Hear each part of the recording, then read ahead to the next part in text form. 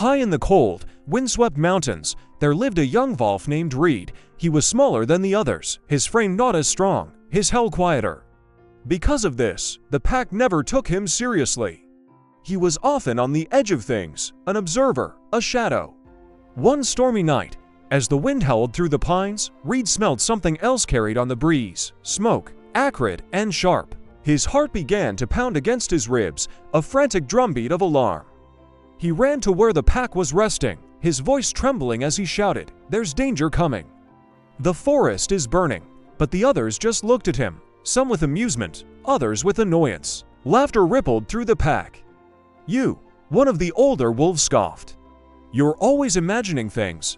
Go back to your place." Their dismissal was a cold weight in his chest, but the scent of smoke was undeniable, a truth he couldn't ignore. The feeling in his gut, a primal warning, was too strong. He had to know. He decided to go alone and check. Following the scent, he raced through the dark woods.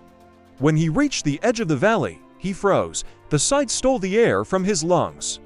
A massive wildfire was raging, a roaring monster of orange and red, spreading impossibly fast. The Wind, their old mountain friend, was now a traitor, pushing the flames straight toward their den, straight toward the pack. Reed spun around and sprinted back with every ounce of strength he had. His paws barely touched the ground, his lungs burning. This time, when he burst into the clearing, his voice didn't shake.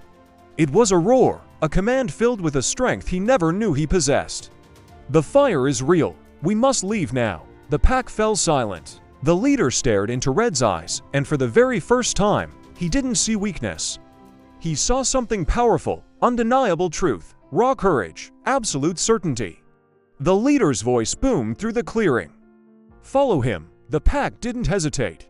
They ran, a river of gray fur flowing through the night, following the small wolf they had once dismissed. And only minutes after they escaped, the fire swallowed the exact area where they had been resting, turning their home to ash in an instant. Panting, safe on a distant ridge, the leader walked to Reed. He placed a heavy paw on the young wolf's shoulder, his gaze filled with respect.